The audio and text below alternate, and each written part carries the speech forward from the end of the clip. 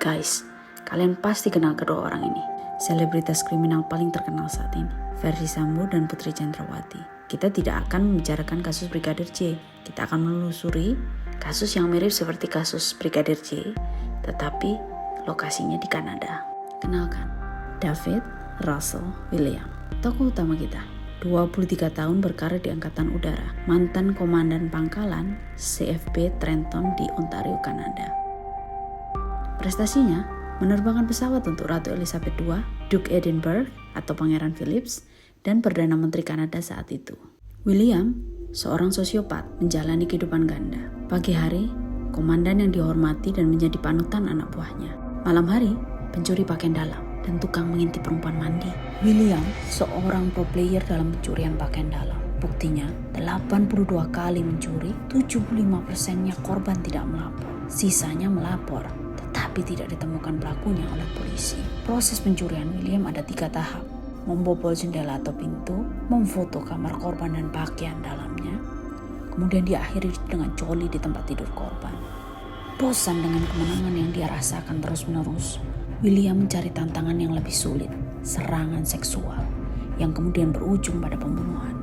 Awal kriminalitas William terjadi di September 2007. Ia menerobos rumah tetangganya 3 kali. Berjoli ria menggunakan celana dalam anak tetangganya. William memang cenderung pedofilia. Hampir 80% korban pencuriannya adalah anak-anak atau remaja.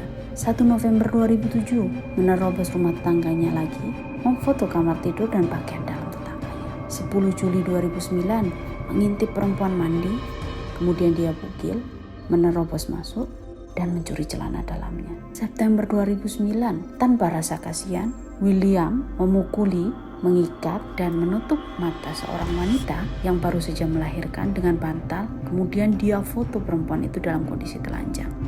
Kopral Mary Franz Como, korban pembunuhan pertama dan anak buah William. November 2009, William memarkir mobilnya setengah kilo dari rumah Como ketika dia sedang pergi. Berjalan melalui pepohonan, William membobol jendela ruang bawah tanah rumah Como.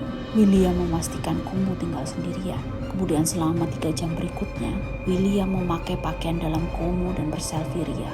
Pulangnya, Como menyadari bila ada yang mengacak-acak pakaian dalamnya. Sayangnya Como menuduh pacarnya sebagai pelaku. 24 November 2009.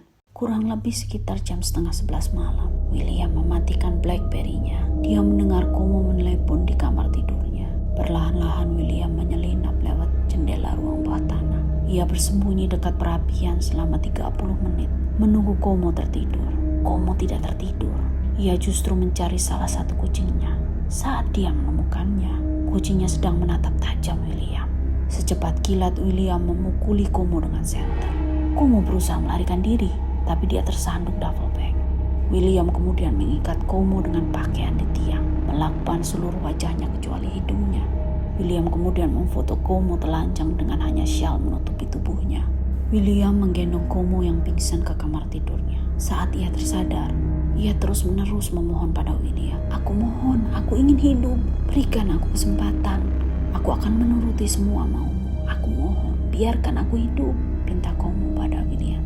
Selama 2 jam, Como berkali-kali diperkosa, diserang secara seksual, dipukuli, disiksa, dan difoto.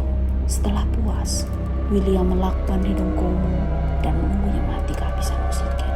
Bahkan setelah tubuhnya kaku menjadi mayat, William terus memfoto Como.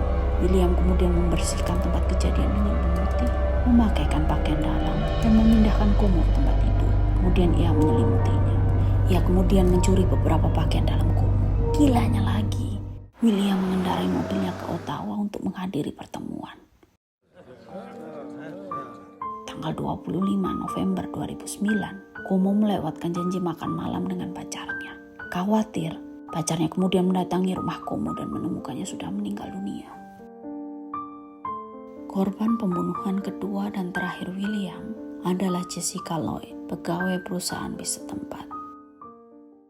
28 Januari 2010, William bersembunyi di halaman rumah Jessica, menunggunya tertidur. Kemudian ia mengendap-endap memasuki kamar tidurnya. Begitu di dalam, Dia menyerang Jessica dengan mengikat lehernya dengan zip tie. Kemudian dia ikat tangannya dengan tali dan melakban wajahnya. Ia memaksa Jessica menjadi model pakaian dalamnya sendiri. Kemudian memotretnya dan memperkosanya serta menyerangnya secara seksual. William kemudian menculiknya dan membawanya ke Tweed, rumahnya sendiri. Selama di rumah William, Jessica terus-menerus diserang secara seksual, kembali diperkosa, kemudian difoto sebagai model pakaian dalam. Jessica terus-menerus memohon pada William untuk tidak membunuhnya. "Aku tidak mau mati, aku mohon. Kalau aku mati, sampaikan pada ibuku aku mencintainya." Mimpi buruk Jessica selama 36 jam menyebabkan ia mengalami kejang-kejang. Perlahan William melepaskan ikatannya dan memakaikan baju pada Jessica yang masih kejang-kejang. Kemudian ia memukuli kepalanya dengan senter, mencekiknya dengan tali sampai mati. Jenazahnya kemudian ia tinggalkan di garasi dan William kembali bekerja. 3 hari kemudian, dia kembali ke pondok dan membuang jenazahnya di lahan pertanian. 29 Januari 2010, Jessica dilaporkan hilang oleh keluarganya. Sejak saat itu sampai 4 Februari 2010, polisi melakukan olah TKP, melakukan penyusuran melalui darat dan udara, dan menyisir kendaraan bermotor. 4 Februari 2010, William terjaring pemeriksaan saat mengendarai Nissan Pathfinder-nya karena jejak bannya identik dengan jejak ban yang ditemukan di rumah Jessica. 7 Februari 2010, setelah interogasi yang berlangsung selama 10 jam, akhirnya William mengaku.